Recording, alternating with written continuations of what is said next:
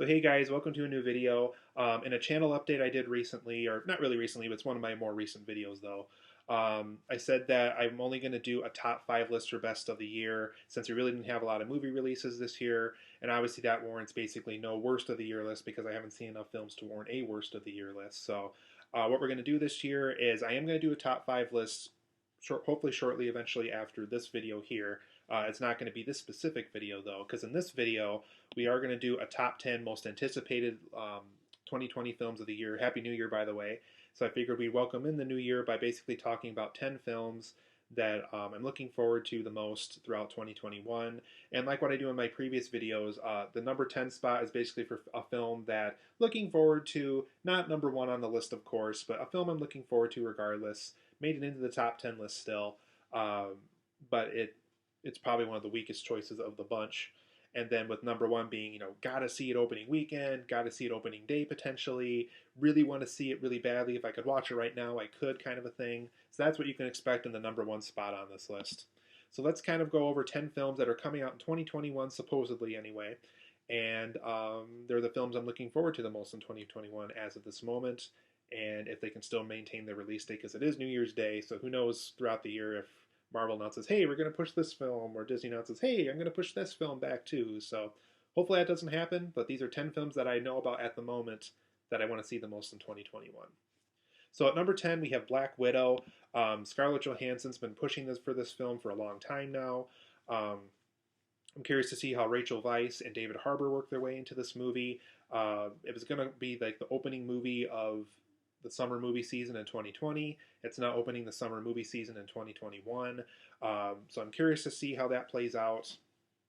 Really curious to see what happened between Avengers Infinity War and Captain America Civil War and kind of the events that occurred between those movies and what Black Widow might have been up to and things like that.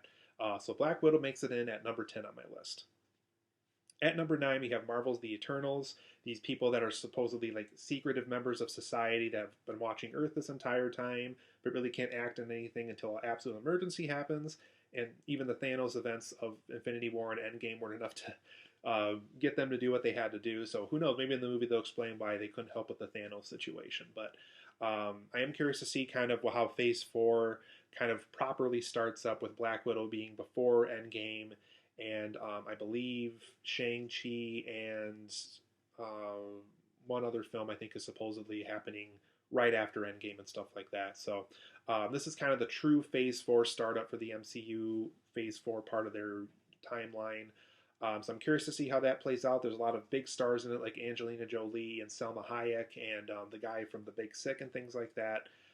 So it makes it at number 9 on my list. Really curious to see how Marvel plays that one out. At number 8, we have Godzilla vs. Kong. Really like Kong Skull Island, but I really love the 2014 reboot of Godzilla. I liked King of the Monsters, but I think it was really that reboot that got me interested in Godzilla again. Really curious to see how these two titans kind of face off against each other in a versus movie like this. It's at number 8 on my list. I can't wait to see these two monsters finally face off against each other after all these years of not having a Godzilla and Kong film in the same film. At number 7, we have 007 No Time to Die, a film that was actually going to come out on my birthday in 2020, but obviously that didn't work out because I was born April 8th. But it is supposedly coming out in April at some point in 2021. I believe the early half of the month at some point. There's been tons of rumors about this film, whether James Bond dies or another agent takes over and calls him or herself James Bond. There's been rumors of being the most dangerous nemesis he faces yet, which I think they always say in every James Bond movie. But I'm really curious to see how it turns out. It is supposedly Daniel Craig's last time playing James Bond. And with me being a huge James Bond fan, I'm really curious to see where the franchise goes, how the Daniel Craig James Bond timeline ties up and everything like that and moves on to another James Bond. So it's a huge film I'm looking forward to. It's very appropriately placed at number 7 on my list, being 007. So No Time to Die makes it at number 7 on my list. At number 6, we have Ghostbusters Afterlife. I really wasn't a big fan of the all-female starred Ghostbusters reboot from a couple years back, so I'm glad that Ivan Reitman's son, Jason Reitman, who's directing this movie, which his dad worked on the first 2 Ghostbusters movies, said that this is more of a direct sequel to Ghostbusters 2, which I like. It's going to introduce a new generation of Ghostbusters, which I think mostly consists of kids. and I think they're like the grandson or great grandsons of like Egon or Bill Murray's character or something like that, and they happen to find the Ghostbusters equipment. So I'm really looking forward to that one. I really like that Jason Reitman is directing this movie, so it's kind of the son of Ivan Reitman. So it's a very appropriate, new generation of Ghostbusters, new director. The director happens to be related to the original director of the first two Ghostbusters films. I'm looking forward to it. It makes it at number 6 on my list. That's Ghostbusters Afterlife. At number 5, we have Top Gun Maverick, a film that was supposed to come out in 2020. It did not make that due to the pandemic. It's going to come out in summer of 2021. I'm really curious to see how the character of Maverick was doing over all these years, because it's been over 30 years since the last one. Val Kilmer's going to play Iceman in it again. They're going to introduce new fighter pilot characters. I'm just really curious to see how it turns out. I really want to see kind of how the Top Gun story continues. And it makes it at number 5 on my list because I really do want to see how this movie turns out. At number 4, we have Space Jam 2, A New Legacy. LeBron James has been pushing for this film forever now. I'm really curious to see myself, because I love the first Space Jam movie so much, and I actually got to see the first Space Jam in theaters back when it came out. Kind of to see how the Looney Tune characters come back onto the big screen and stuff like that. Supposedly, Michael Jordan's going to have a cameo role in this movie. I just really want to see another Space Jam. It's been so many years since the first one. Really curious to see how LeBron James continues that story into this new one, and it makes it at number 4 on my list. That was Space Jam 2, A New Legacy. At number 3 on my list, we have the Mortal Kombat reboot. This film could go one of two ways. It can be, another great film that breaks the video game curse, puts it back on track the way Detective Pikachu did, the way Sonic the Hedgehog did, or it could be a complete disaster. It can be kind of in the realm of Mortal Kombat Annihilation. It could remind us why we haven't had another Mortal Kombat film in a long time.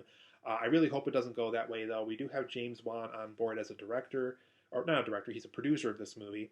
The only downside of that is I didn't really like Furious 7 too much, or the Aquaman movie too much. Sorry about that. So he's not that great about action scenes, even though I know he likes action movies, but he's better at doing horror films like The Conjuring. So we do have a different director on board, and James Wan's producing, so he's probably just going to supervise it more than anything else.